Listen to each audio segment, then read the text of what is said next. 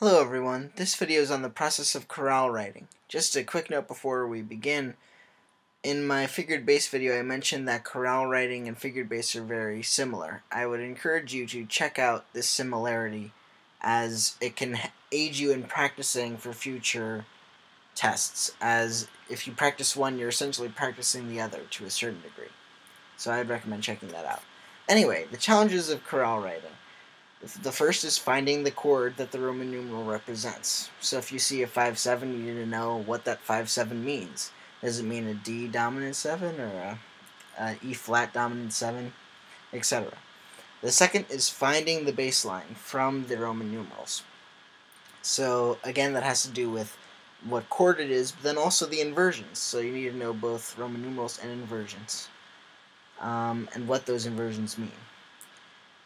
The third challenge is filling in the chords in such a way that satisfies the voice leading rules while creating the correct harmony.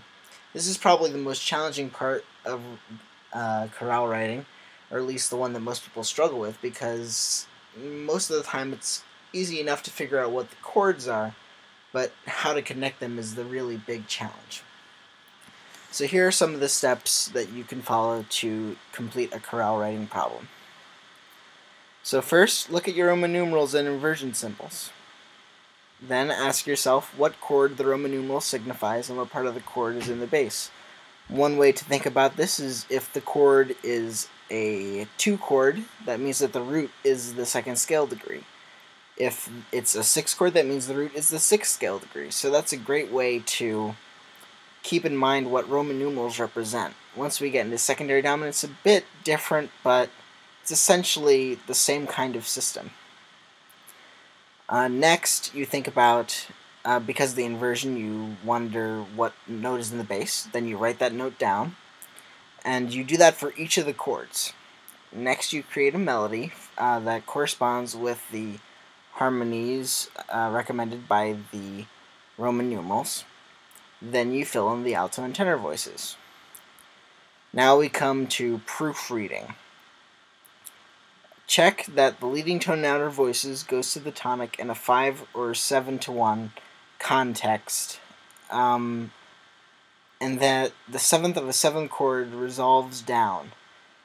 These rules are accurate 98% of the time.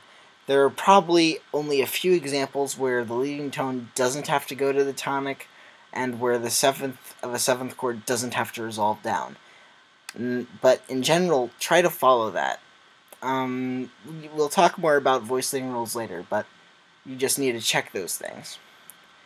Then the final step is check for parallel fifths, octaves, and unisons, and how they were entered. Again, more on that is in a voice leading video.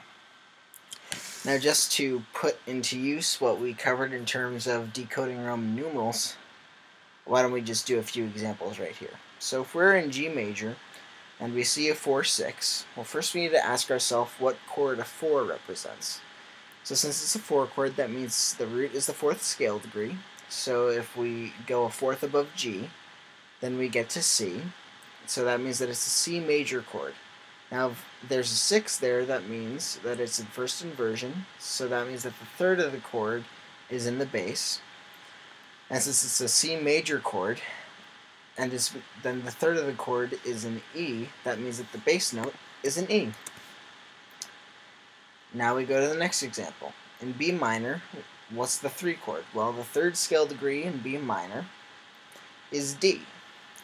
So that means that the root of the chord is a D. Now there are no inversion symbols, so that means it's in root position. So that means our bass note is D. So that's the process of chorale writing. If you want to check some examples or the video on voice leading. Thanks. Bye.